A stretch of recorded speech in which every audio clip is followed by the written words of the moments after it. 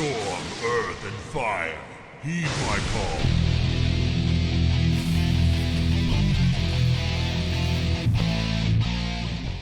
What's up everyone, it's Waves and today I have a new M+ commentary for you guys. It's a little bit different to the other ones because today we actually have like a high key recorded. My friend Evoke was playing with his pre-made group and they were like 1 DPS short for the day, so they asked me if I wanted to come around and play some keys with them. So obviously I said yes and I had a lot of fun. I would just say we jump right into the key, see how it goes, what I had to do to play the 23 Plaguefall, which is actually the highest key that I've played so far. And yeah, just see how it went, like what happened, what plays we did, what pulls we did, and yeah, we just see how it went. I played Doomwinds because it was last week in Fortified Grievous Spiteful, so definitely gotta take care of the spites. Not the easiest as a melee, but there are little tricks, tips and tricks that I can give you guys for the spites once the next Spiteful week comes around. And yeah, as I said, I played Doomwinds, I played Corraine, I'm Nightface still, I played Unruly Winds, Conduit, and Focused Lightning. That's what I went with. And yeah, I played Hailstorm, still didn't play Chill to the Core. I decided to go for Focused Lightning, and that's pretty much the setup that we got going on. And I would say we just start the key right here. We got a pull timer here. We pretty much just want to skip the beginning part with an Invis. It's still worth me using Wolves, by the way, because the stacks, like the Maelstrom weapon stacks that you get from it, they will be up for like a long time, so you will still get to use them as soon as you get to the mobs after skipping, basically. By the way, a little tip as well, you can see this buff up here, that's the Absorb shield from one of the Domination shards, because I got the question a lot if it's actually worth getting Domination shards, even if you're not raiding. And yes, it's very much worth it. The bonus that you get from them, even though it's not as much because you don't get like the bonus, you only get like the shard effect basically, but it's still very much worth it to get it for M+ keys.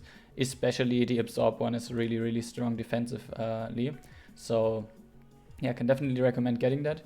So in the beginning here, as I said, we Ghost Wolf, we use my Spirit Walk, and we use an Invis potion to get through here. And you can see, as I said, the Maelstrom weapon stacks, we still have them for 12 seconds here. So they will definitely be up to use them here on the first Lieutenant, which is the first pull that we're going to do here. I pretty much noticed that playing Enhance in higher and higher keys, it's very important that you basically, like, not waste your cooldowns, but use them pretty much as often as you can. Like, don't hold them for a long time. Don't care too much about overall. Like, for example, I could have used my, I could have held my Wolves here and just used everything like Wolves and Ascendance and Doomwinds on the huge like slime pack to pad like a lot of like overall damage. But in high keys, it's very important that you always think about what finishes the key the quickest, basically. So definitely worth using Wolves and Doomwinds here. I'm holding Ascendance to have it for the boss, basically. Maybe it could have worked out if I used it here to have it on the boss again, but because we're only playing the slimes here and the two Plague Belchers, I thought it would be better if I would just hold it. Here I actually held my Crash for a little bit until I got Doomwinds, and then we just place Doomwinds down, we Crash, we Sunder, we try to get the 3 crashes into the Doomwinds window, which is always what you want to do on big AoE packs. Make sure that you reset Crash enough with Chain Lightning so that you can Crash 3 times. And here we have like a huge chunk of spites, by the way. And there's like a little bit of an advice that I can give you guys for playing Spiteful. The Spiteful shades have a lower melee range than you do. So in a lot of situations, even when you get like focused, as a melee you can still like step to them, hit them, and step away before they can hit you. And what I like to do is basically like strive left and right and strive like closer to them, spamming my abilities to where I can hit them, and then strive away. In this situation, especially if you play Hailstorm, I mean, you can just cast Chain Lightnings and Frost Shocks into them. That works as well. And obviously Crash Lightning also very good, because Crash Lightning has a higher range than like normal melee abilities. So it's just a little something that you can do.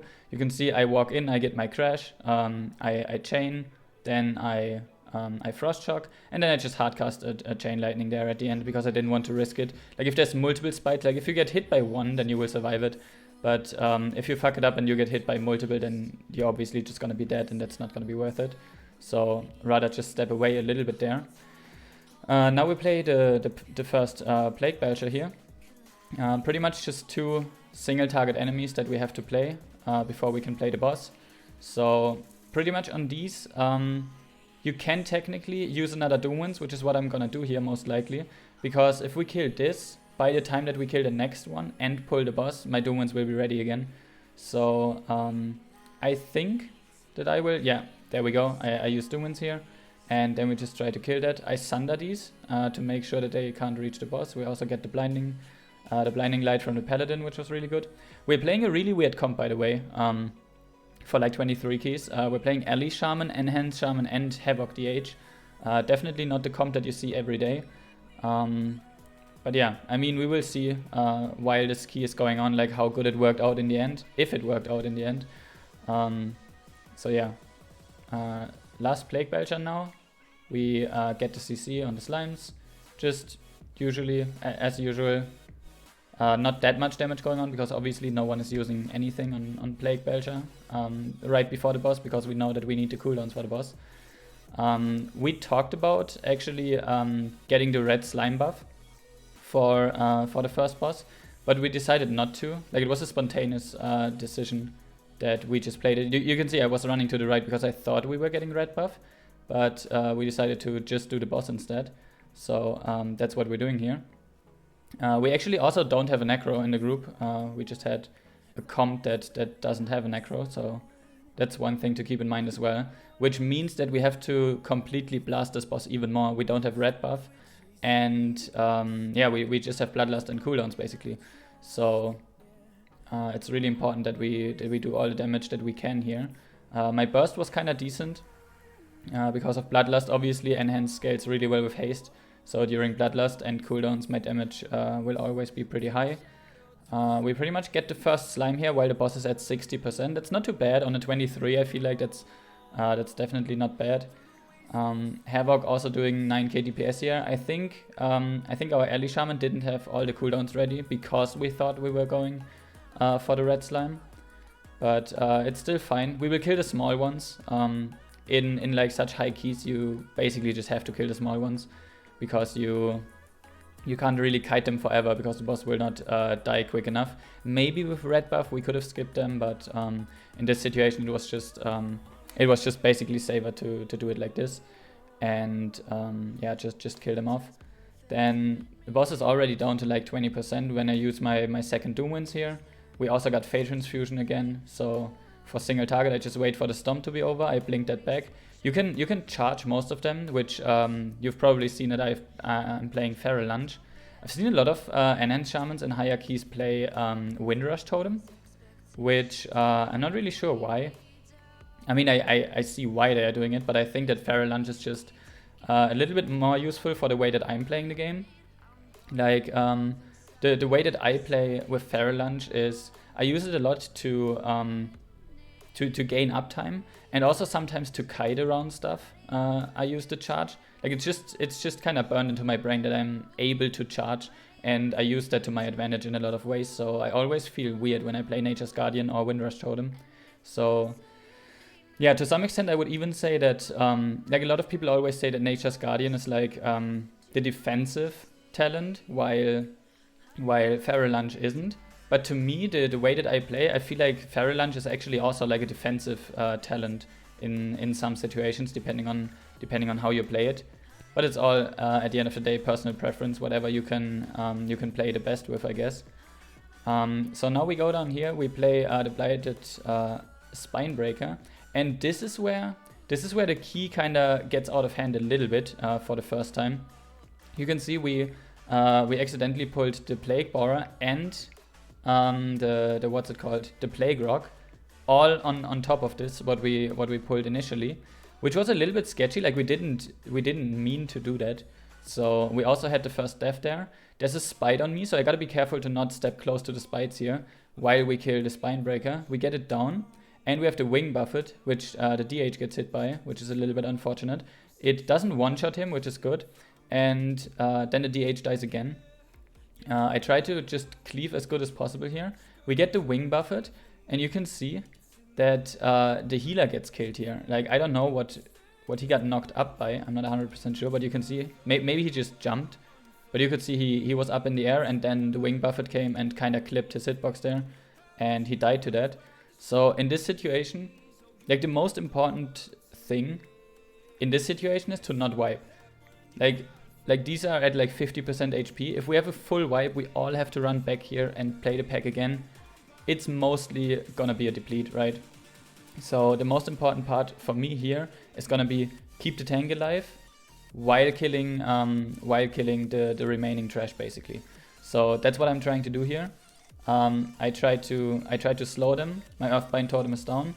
I can see that the tank has a huge absorb shield. Now it's already gone. I use Ascendance Doomwinds here to make sure that we kill this. And he gets this debuff from the Plague Rock. And I'm pretty certain that if he gets another one, he will die to that, right? So what I can do is I can stay very close to the Plague Rock. So the next time that he casts that, I don't know what it's called, like Beak or some shit, or Oblique, whatever. When he casts that it goes on me. And hopefully I survive it. Because if it goes on the tank again, he's 100% dead. Evoke actually gets the cap stun on both of these Plague Borers here, which is good because it gives our tank a little bit of time to kite. Very good there. Also, I'm still in my Ascendance and my Doomwind, so we just try to burst them down as good as we can. So I stay close to the Plague Rock. Our tank is gone. You can see he's over here. So I'm like a couple of yards away. He's a couple of yards more away. So it's very important for me to stay close to it now so that I get the next cast, basically. There's the Blight Beak. It goes on me. It almost kills me. If I didn't have the absorption from the shard, then maybe I would have died. So I dropped to 10% HP, very close.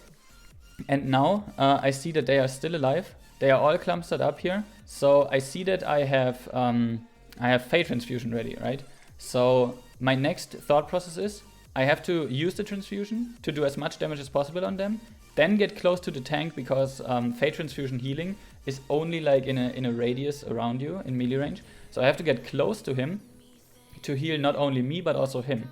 That's the game plan here. So I use a quick healing surge, another healing surge, so two back to back to top myself. Then the mobs get close to the tank again, and here I go. It stands still, so I know during the Wing Buffet it won't move. I use the Fate Transfusion. We get the full transfusion because you have to do the full damage to get the full healing value out of it, right? So transfusion is there. I blink over, I use my sprint, get close to the tank, and I top both of us. And you can see the amount of healing that it did. So I just go back a little bit, blink over, sprint, and now you can see like I'm at 75. The tank is almost dead. I get close. He's legit at like 20% HP here, and boom, I just top him with the Fate Transfusion, and therefore basically secures enough time for Evoke to kill the Plague Rock in the background, and our Holy Paladin to get back to the group, and basically just secure that we don't have a full team wipe here. So we handle the situation. We get the Plague Rock down here and the two Plague Borers. It was definitely messy. It wasn't the cleanest pull by any means, but at least we handled it and didn't have a full wipe. That's what I always say. There are dungeons that are very forgiving, even on high key levels, and I would say Plaguefall is forgiving to the point where you can't really have like full team wipes, especially if you skip the beginning, because if you skip the beginning of the dungeon and you have to run all the way back after a team wipe and re-kill the trash that you already almost killed and then wipe to, that's gonna be a rough one for sure. But in this situation we were fine, so we just go on to the next pack. It's a Doomwinds one again, Wolf's Doomwinds actually, and yeah, pretty much just typical gameplay. We cleave it down as good as possible. I gotta say I actually started to very much like playing Hailstorm in every fortified week. Even though I don't play Chill to the Core, it's still a lot of fun to me. I got another Spiteful focused on me, so you can see you don't have to be giga scared. You can still like run in and hit them a little bit. Sometimes you can also just wait for yours to be killed and then kill the other ones for the other people. But my advice and my approach, that how I play it personally when it's Spiteful, is to not be overly scared of it. Yes, you can die to it if you act like completely overly motivated and just run into it. But if you get used to the hitboxes a little bit and to the melee range of the spites, then you can definitely make a lot happen there, even as a melee player, in my opinion. And as an Enhanced Shaman, especially if you play Hailstorm, you always have a lot of tools anyways. The way that I'm playing, because I'm playing Hailstorm, I'm playing high mastery. Like I'm playing 30% haste, and then I'm playing more mastery than crit basically, so that Champion's Brand gives me mastery. So that if I play double Champion's Brand, I get basically to like 74% mastery, which not only increases frost damage but also nature damage, right? Which is insanely good for spites, because even let's just say the case would be I can't get to the spites at all, I can just hardcast Chain Lightning, and because Chain Lightning does 74% damage more as well, even the hardcasting will do a decent amount of damage. So definitely very good for killing spites there with that build that I'm playing. And I can definitely recommend that to everyone that wants to play that. For fortified weeks, high mastery Hailstorm with Doom Winds. Definitely, I would say my most favorite build to play currently in M+. And yeah, that's why I've been playing it so much. And you can see, like right here, I'm not overly scared when this spite spawns here, right? Like you can see, I step close, I get crashes in, I get frost shocks in. Like you don't have to just completely book it, run away, and just get out of melee range as fast as possible. Like you just gotta be careful that you don't get hit by it. I would say maybe practice it in lower keys a little bit. Like if you've been used to like completely avoiding it, I wouldn't recommend just going into like a 20+ key and just going in there and trying to kill spites in melee range on your own. It definitely needs some practice, but it's something that you can practice and that you can keep in mind. That if you execute it properly, it will definitely have a huge gain for your group, basically. So now here we kill the purple slime to get rid of the damage reduction, and then we will most likely pull the Plague Binder on top of the next pack. That's pretty much how you always play that. So I use my wolves, I use the winds here, and we just play the usual rotation. We try to get 3 crashes into the Doom Winds window, which actually, oh, okay, I got it. I thought I messed up one global there, but it's still fine. All 3 crashes into the Doom Winds, which is always what you want to do in AoE situations. Also, gotta make sure to not override our Hailstorm stacks, but actually use them all the time. I actually body pulled the slime claws here, the rotting slime claws. That was my bad. I stepped like 1 inch too close to the 2 enemies there and pulled them in, which could have been very scary. I get a Fate Transfusion here to save the Holy Paladin. We get a good knock there, and we basically handle the situation to where we not wipe, which is very good. And I remember there's a situation coming up here that is also pretty nice. We're still scared, like still everyone is kind of low. We're just trying to stabilize here, and those tiny enemies, the small ones, they run away right before they die, right? So this is why this specifically in keys is kind of sketchy, because they can sometimes like add different add packs, and you can see right here it's happening. Like this slime claw is running away. Like if we go back just a tiny bit, you can see it starts running away here, and everyone is just like this. Everyone knows exactly what to do, right? Like if he pulls this guy over here, we lose a lot of time because we don't want to play that. So instantly Evoke places the capstun totem. You can see mine is not ready, mine is still on a cooldown for 1 second. Evoke places the capstun. We get the in cap so that it doesn't run out of the capstun. So Monk in cap secures the capstun. It's stunned, it gets rung back, and out of the capstun, I capstun afterwards to extend the stun to make sure that we can just kill it before anything bad happens. Like everyone was already like reacting to it, and that way we avoid it adding something and potentially ruining this key. So right here, that's something that I didn't know about, by the way. So that's my bad. If you pull Auro's Cold Heart and you don't attack him, you don't get slowed. So you only get slowed once you attack him, right? And we wanted to pull this guy down to the tentacle because we wanted to play it with Plague Borers. I didn't know that, so I attacked him and I got slowed. My bad, I didn't know that. But good to know, I guess. So we get the two Plague Borers here and the tentacle. We get Auros onto the Plague Borers here, very efficient. I use Ascendance because I know that I won't have uptime there because everything was a little bit scuffed. We had the ice patches on the ground.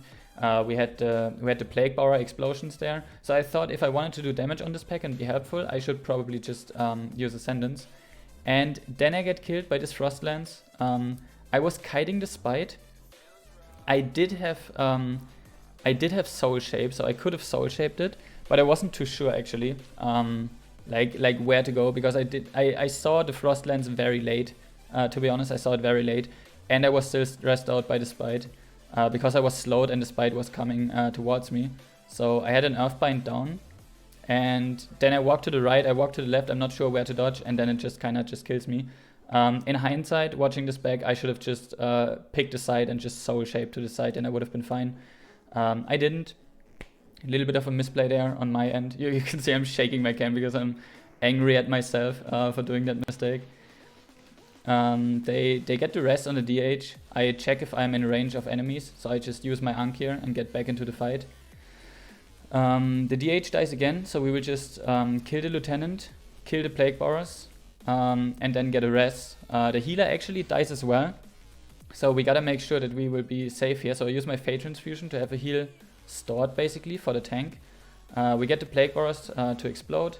I should use my Fey healing here in a second. Yes, there we go. I top the group so we don't have the Grievous stacking up. And then we just cast the res. Evoke is resing the healer. I'm resing the DH.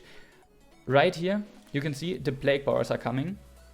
I get my res off before we get in combat again. This is really important, by the way, that we get both reses before we get into combat, because we need everyone alive going forward. We don't want to use all the battle reses that we have.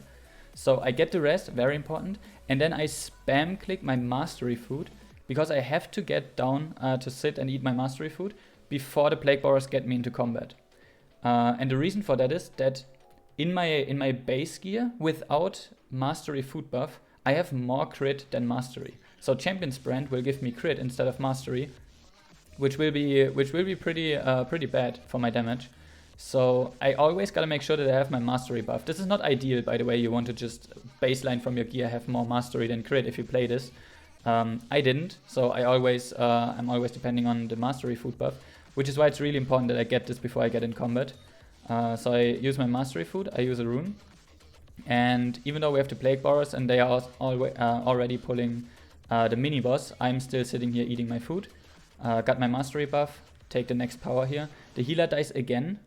Again, very, very unfortunate. I charge in, dodge out of the ooze again. So at this point we gotta get the mini boss down without anyone dying, and then we can rest the healer again. You can already see, by the way, this is not the cleanest key by any means, and I'm not trying to act as if it was the cleanest key. After all, it was my first 23. It was the group's highest Plaguefall, and I can't like judge that, but Evoke told me that it was a pretty bad day for their group in terms of like how they played, which is fair enough. I mean, that's the first time I've ever played with them as a full group, so yeah. That's just how it is sometimes. Sometimes you just have these days where you do a lot of mistakes and you just don't play as clean as usual, but it's perfectly fine. Like, as long as you work together as a team, a couple of deaths doesn't mean that you instantly deplete a key, luckily. So we get the healer rest, everyone is alive again, and we get into the room of the second boss.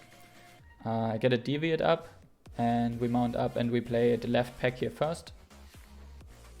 And I will probably use Wolf's Doomwinds on this one. Yes, as I said in the beginning, You definitely want to avoid like sitting on your cooldowns for a long time. You basically just want to try and get them out as quick as possible to get as many usages of the cooldowns as possible over the duration of the key. I pulled aggro there for a second, but it's pretty much already gone, which is nice. We get a lot of Frost Shocks here. Frost Shocks doing a lot of damage again since I got my Mastery food. By the way, if you lose your Mastery buff, in the beginning I always thought that you have to have more Mastery than crit during, like when you're picking up the Champion's Brand power, right? But it's dynamic. Like if you change your base stats afterwards, for example losing the Mastery buff, then it switches over to crit. And when you eat the Mastery buff afterwards, then it switches over to Mastery. In game, like when you're checking it and you're eating your Mastery food, it may take a couple of seconds. Like when I pick a Champion's Brand and my stats are already shifted and I eat Mastery food and I have my character tab open, it doesn't instantly switch over from crit to Mastery. Sometimes it takes a couple of seconds to like update it. So yeah, don't freak out about that. As long as you know your base values and you know that when you eat Mastery food, it will put you over crit, then it should switch in theory. And yeah, just don't get nervous there. It sometimes takes a couple of seconds. So here we get the next pack down. We actually don't care about red buff as much. We just leave it here and then continue on to the next lieutenant and the next trash pack. So there's the boss, but we just piece it and walk over to the next pack. Maybe, I'm not 100% sure, I can't remember. Maybe we will play these on the lieutenant actually, but I can't really remember it completely. We will see. Just standing around a little bit, or the healer's getting mana. That's why we're waiting for a second. Okay, so we pull it here. Okay, we're actually not gonna play it with the trash downstairs. Oh yeah, I remember we were playing the trash on the boss, so that's what we were doing. I will use the wolves and Doomwinds here. I won't use my Ascendance, because I already know that we want to play the 2 trash enemies downstairs with the boss. So that's what I'm holding Ascendance for, to make sure that we can cleave those down pretty efficiently. Doomwinds is what you should always use on Lieutenants though, in my opinion. Especially in higher keys. They will always live long enough to where when you kill them and pick up the power afterwards, that your Doomwinds will be ready again for whatever pack is next, basically. Even if it's like 5 seconds delayed or something, like into the pull, you will still get Doomwinds back. So it's a very good usage in my opinion to use it on Lieutenants, especially since other people most of the time don't use any cooldowns on Lieutenants, because a lot of classes tend to have long cooldowns compared to short cooldowns. And yeah, that's why I make sure that Doomwinds on such a short cooldown is what we use on pretty much every lieutenant. So they are walking over here, like through the room, just to get the boss pulled to the platform that we wanted to, where the trash enemies are standing. We get Dr. Ickes here, we get Ashen down, we use Bloodlust, I use Doomwinds, I use Ascendance, and we want to just make sure to kill the Spinebreaker first. So I'm just funneling. I'm not completely cleaving the whole time. I was actually only using 2 crashes instead of 3 crashes into my Doomwinds window, because it was more about funneling into Spinebreaker compared to like just spread AoE damage. So that's why I used more Wind Strikes compared to Crash Lightnings there. Evoke unfortunately gets hit here. I get hit here as well, because with the Spinebreaker Void Zones on the ground, it was a little bit sketchy with the dodging there. I could have Soul Shaped it again. I would say I got much better at my Soul Shape usage for dodging, especially in raid fights and M+ keys.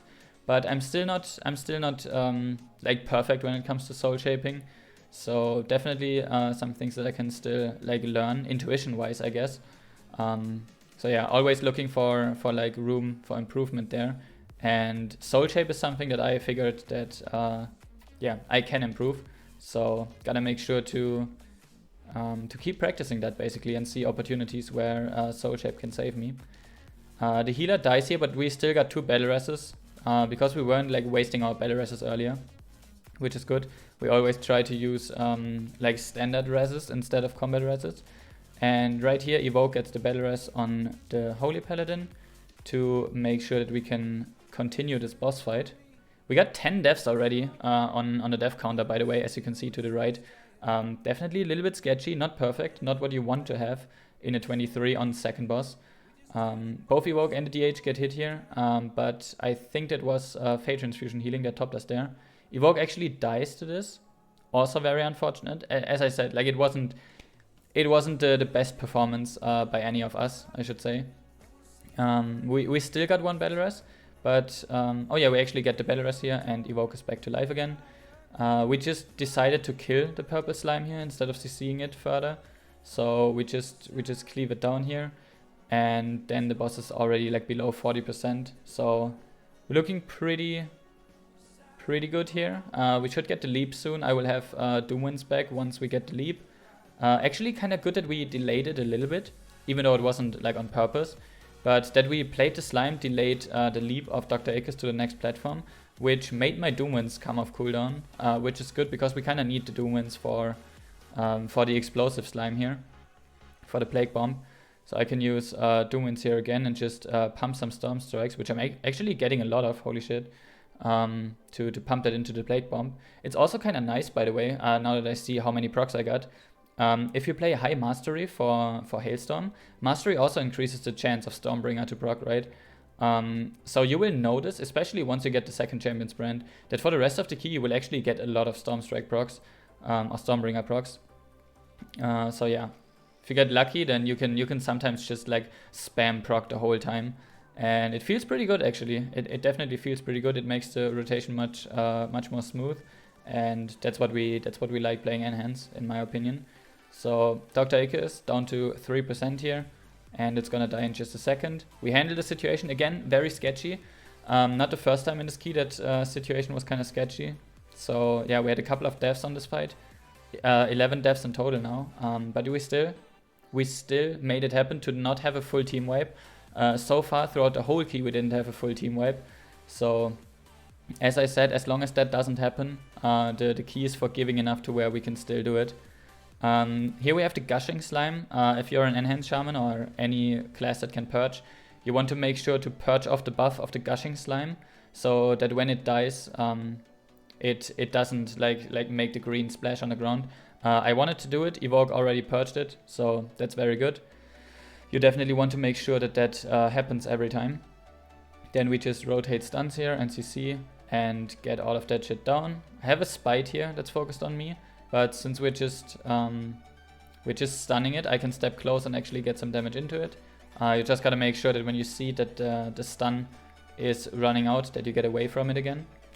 And now the tank is already just on the next platform, so we will just take the defender with us onto the next trash.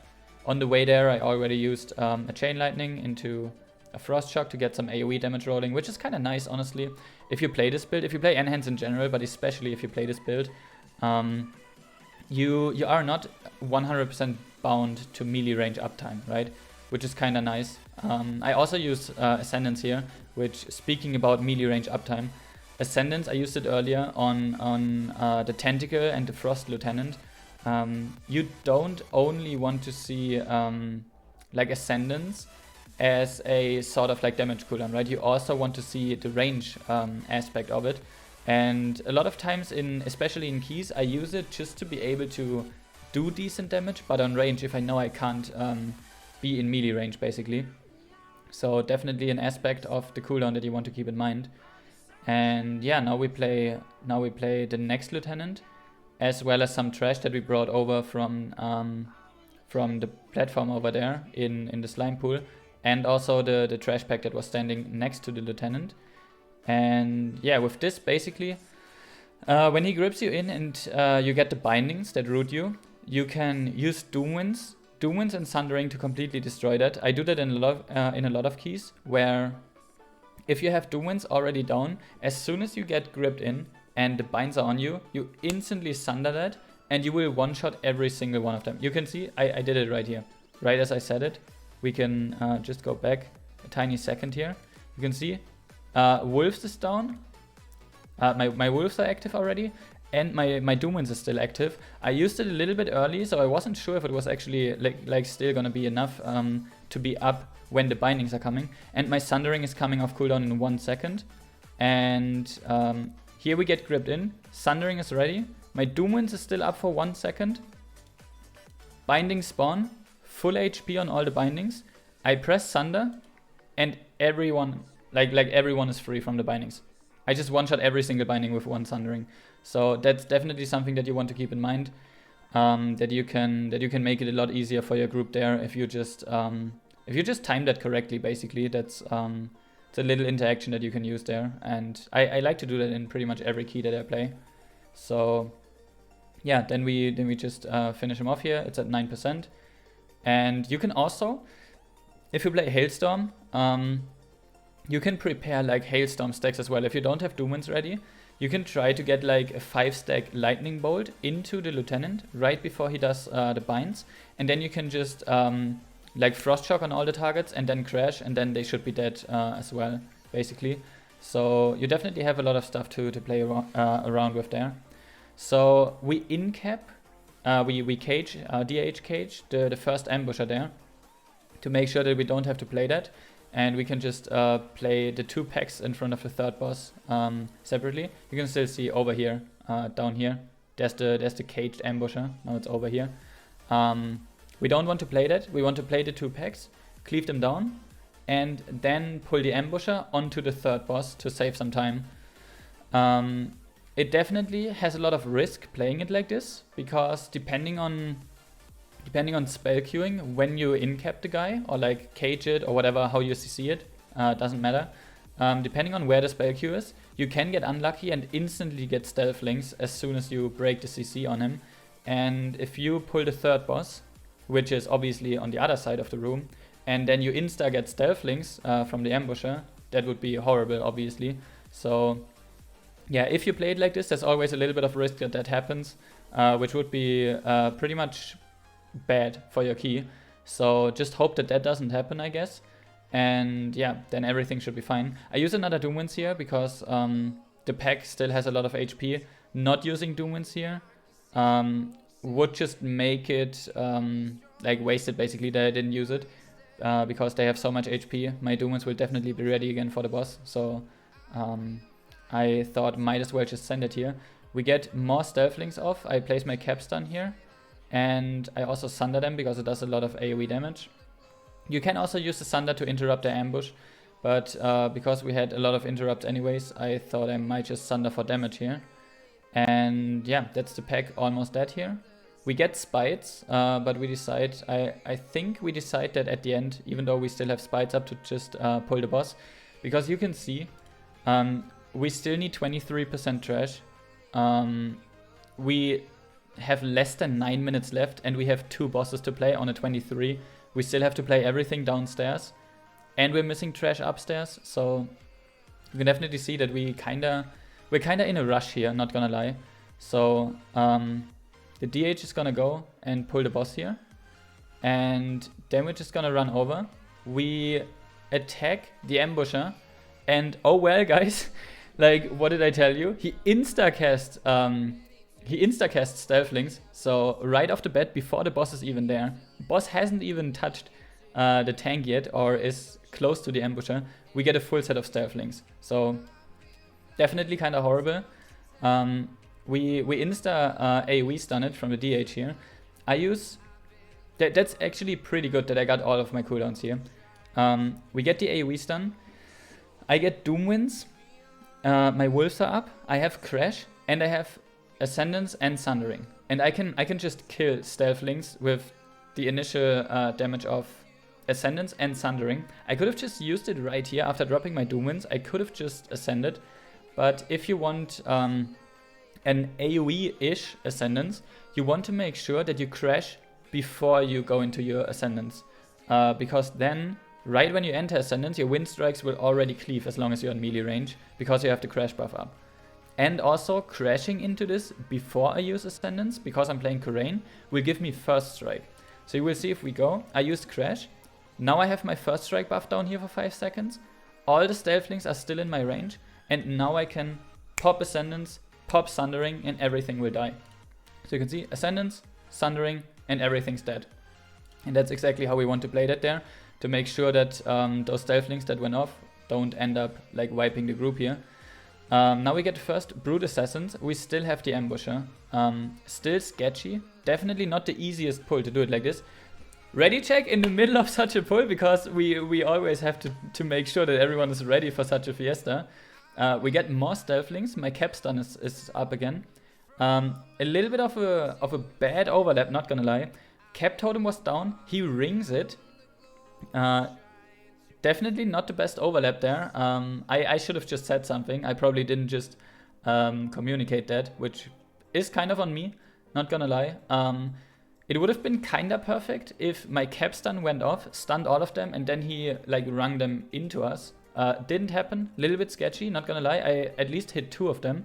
So now we gotta make sure that we just keep them interrupted and cleave them down. Hailstorm, again, insane AoE damage, very good here. I would have had Sunder back for them, but they died prior to that, luckily. So we touched the ambusher, very good, from the monk there, so that we make sure that we don't get another set of stealthlings, really important here. And yeah, then we just cleave down all the brute assassins again. Hailstorm, insanely strong for this. I get another Doomwinds in, and we're still doing like 16k DPS. So with this like AoE fiesta that was going on in this boss fight, the build that I was playing was actually kind of perfect, and I would say that I pretty much executed it perfectly as well to handle the situation as we played it here. We're still missing 21% trash, which is kind of sketchy. We still only have 7 minutes left. The boss is not even dead, and we need to do trash upstairs and downstairs and the last boss. So at this point, honestly, you should never have like that mindset when you're pushing keys. But in this situation, because it was like my first 23 key, I didn't know how to think about the timer. I was like, okay, I mean, it was a good try, but this is like, yeah, it's still gonna give me score even though we depleted, right? So yeah, we might as well just finish it. That was my mindset, right? But honestly, the best thing that you can do if you're pushing for score, if you're pushing higher keys, is to always stay optimistic, you know? Like there's a lot of shit that you can do in high keys that makes you time keys that seem untimable. Like there are so many things that you can do to save time, and especially if you're playing like keys that you've never played before in terms of like the keystone level. Like when I'm playing with groups that I've never played with before and it's like high keys, sometimes they do shit that I didn't even know that you can do in this game. Like no joke. And that's why I learned to always stay like optimistic and pretty much always just try to keep pushing and see if you can still time something. With this slime tentacle, by the way, this is a little bit bugged. Apparently since the beginning you can't stun this or interrupt it or anything. So if you get gripped by this tentacle, you have to make sure to use defensives, or your healer has to pump healing into you, because yeah, you can't interrupt the grip basically. So we kill the tentacle here, and we kill the defender of many eyes there. I just hardcast chain lightning here because the spiteful was on me and I didn't want to step close. So we have all the trash that we need. We have 5 minutes left. We still need 18% trash and the last boss. Last boss, not gonna lie, is kind of sketchy in terms of the time that you need to kill it, because the last boss has like the intermissions that just baseline take a set amount of time. Like you can't really like decrease the time that it takes you to do that. I use my Doomwinds here because I knew that we were pulling 1 slime from the room. No, 2 slimes actually from the other room, on top of these 2 people here in the beginning, on those trash enemies. So I knew that Doomwinds wouldn't be wasted here. I got a spite here, very sketchy. I gotta make sure to stay kinda close. I used the chain lightning here. I just used my Fate Transfusion, which I know Fate Transfusion is only really good damage on single target, and it loses kind of a lot of value in AoE situations. But sometimes you will see me use Fate Transfusion on AoE. If I have downtime in my rotation, and I just don't have anything like more useful to press, and it also gives you stacks back. So if you transfuse and you get the Maelstrom weapon stacks from that, then you can like chain again into a Frost Shock. That is something that you can use for your advantage. But yeah, sometimes I just don't want to step close to enemies, or I don't have anything else to press, and then I just use the Fate Transfusion even on AoE. So now we pretty much just play the whole room at once. With Spiteful, it's a little bit sketchy. You gotta be really careful. I got a spite to the left here, so I definitely just go to the right side here. I try to get as many Storm Strikes during my Doomwinds window into the mini boss as possible, and then just try to use my Frost Shocks to cleave the small enemies down basically. So in this situation, it's just finding the right balance between dodging spites, getting AoE with Hailstorm onto the small enemies, and just funneling everything that you gain out of Crash with Storm Strikes into a Kabyle Flash here. So yeah, that's basically what we're doing. I get my capstun here on the last Shades. We get the last Shades down. No one died. Perfect. We still have a battle res. And now it's just finishing the mini-boss. We have 3 minutes for the last boss. So definitely insanely sketchy. Very, very close to beating this timer. We get Bile Flash down. We need 1 second for our Holy Paladin to gain mana. So we can't really pull the boss, even though we have the Spite. So we kill the Spite quickly. And oh, actually he didn't regen mana. I thought he would sit down to drink for a little bit in the beginning when we pulled. Apparently that didn't happen. 2 minutes 45 for the last boss on 23 fortified. Can be possible, but we definitely have to pump a lot. So that's what I'm doing here, pumping 16k DPS into the boss, just funneling from the spawn, from the ad, just funneling everything into the boss. We also get the rain here. I use my Fate Transfusion to top the group just to make sure that we don't die here. Pretty much the most important part at this point is to just live. Just live, don't die. If we die, we still have a battle rest, that's not the issue, but the 5-second penalty, if a key is this close, even 1 death, the 5-second penalty of 1 death can make or break the key at this point. So we just gotta make sure that we stay alive, which is why I don't really get close to Devoted and like try to kill them as quick as possible. Because if they melee hit me, I will probably just die. So yeah, I use Ascendance here. We use Bloodlust on pull. So second phase here, definitely pretty sketchy. We want to use all the cooldowns in the world that we have available to us to make sure that we get through the second phase as quick as possible. We get another Infectious Rain. I have Astral Shift, which I'm gonna use right here. So just to make sure that I don't die to this. I get Dispelled. I'm the most vulnerable target, basically. I mean, Evoke as well to some extent. Maybe Evoke even a little bit more than me. But yeah, I got Dispelled, so that I was safe here. We have 1 minute left when in the second intermission here. We still have the last phase to play. Again, just staying alive, that's all that matters. And we still have the spawn here, but the spawn is kind of fine. I thought it would deal a lot more damage to the tank. Apparently it doesn't. So it's not that big of a deal. The Devoted, I kind of just ignore them for the most part. I kind of spread my shocks here and there and do a little bit of damage. But again, I really don't want to die to this. I use my Earth Ally to get more max HP for the last phase here and for that little bit of extra damage that we may need. I got my Doom Winds again, blasting all the damage that I can. It's at 18%. We have 30 seconds left. We get a lot of Devoted here, which is good because Devoted procs my first strike all the time when I Chain Lightning the boss. So I always make sure to crash and Chain Lightning, and you can just see the first strike buff down here popping up all the time.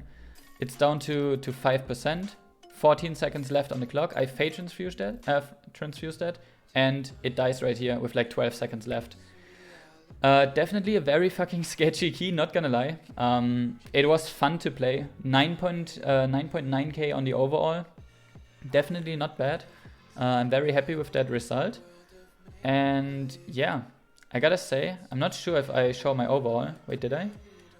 Maybe I just skipped over it. It was a very sketchy key. It was my first 23 that I ever played. Yeah, there we go. Oh, I just hover over it, okay.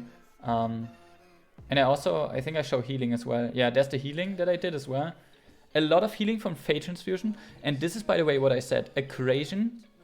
This is the Absorb Frost Shard from your Domination gear.